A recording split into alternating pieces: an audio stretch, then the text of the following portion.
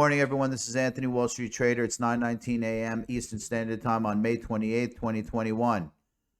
Let's go straight to the disclaimer, and we're going to run through it quick because we got a lot of market activity going on. So this is not financial advice. I'm not a financial advisor. This video is intended for educational purposes only. Twitter.com link, subscribe link below. Enjoy. Eat your heart out. So let's go straight into the allocations. 20%, 560, 20% in at 522.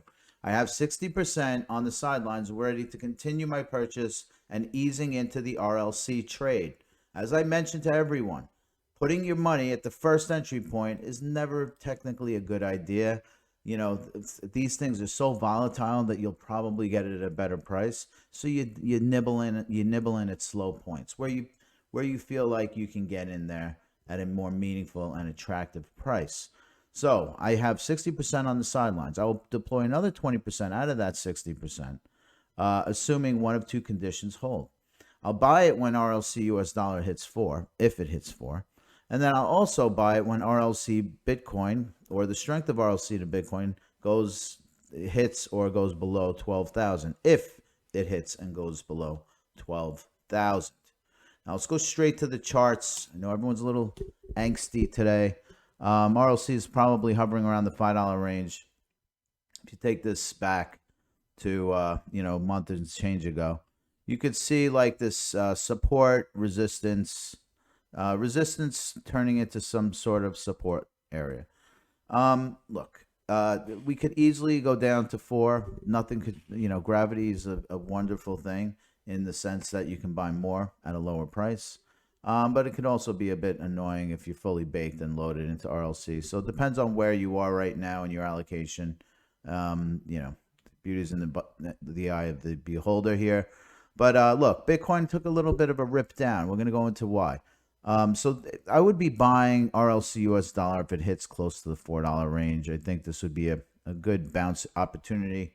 But let's just take a look at Bitcoin because I think we've had some scare this morning. I've noticed that we have this left shoulder, head, right shoulder.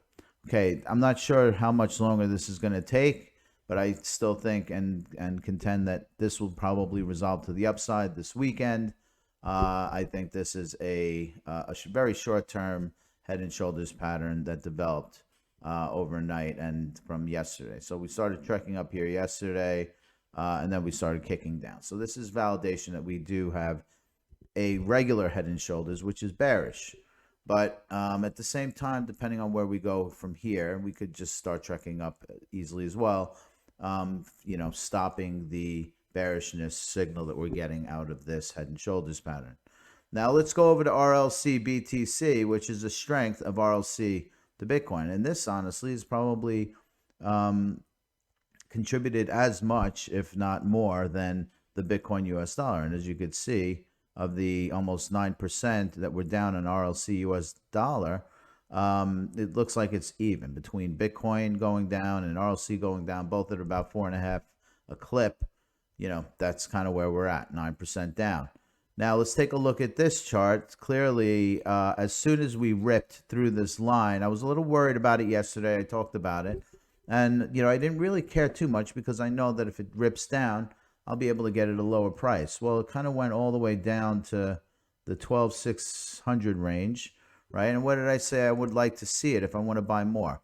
If it hits 12,000 or goes below 12,000, I will definitely be buying this. So the 12,000 range is right around here. Now, a couple of reasons for that. And I'm going to start changing up the lines on this chart so that everyone can see it in a much clearer fashion. Hold on. Let me just zoom in a bit here. And now I'm going to take the triangle off of this list here, and we're going to go into these. Now these are horizontal lines of support and resistance, and sometimes we come into these zones. So 12,000 hits right around here on the lower part of this zone. I anticipate that if we go down this far, I'd be picking it up, and I'd expect a bounce back up. Why? Because we've seen this happen before. Bouncy, bouncy, up. Bouncy, bouncy, up. This one just kind of like went straight up. It said, screw that. Then over here, we might be going bouncy, bouncy up again. And we could be bouncy, bouncy down. There's no predictive way for me to tell you for sure which way it's going to go. But, you know, just based on the pattern action and where I feel RLC is on a longer term basis, I feel comfortable with that entry point, you know, if it goes down. If it goes up, great. You know what? The 40% I'm allocated also goes up. It's nice to be kind of like in the middle of the allocationing when you, as you're layering in, when you're 50% baked, it's kind of nice to know that you have money on the side that you can deploy at a cheaper price. Anyway, look, there's a little bit of scariness going on. Bitcoin's a little squeamish. I think by the end of today into the weekend, things start resolving at a normal pace with Bitcoin again. I still contend it will probably hit 40,000. Look, we already, like I mentioned earlier in the week, I expected this thing to hit between 40 and 42. It did hit it. You know, what it didn't do that I thought it might do is waffle between 40 and 42. Well, we're at 36, 37 today. Let's see what happens. I think worst case scenario today, we'd probably go down to 35. Worst case scenario. But that's my opinion, so please do your own due diligence. Speak to your financial advisor. I'm out. Hope everyone has a good Friday, and we'll catch up tomorrow. Take care.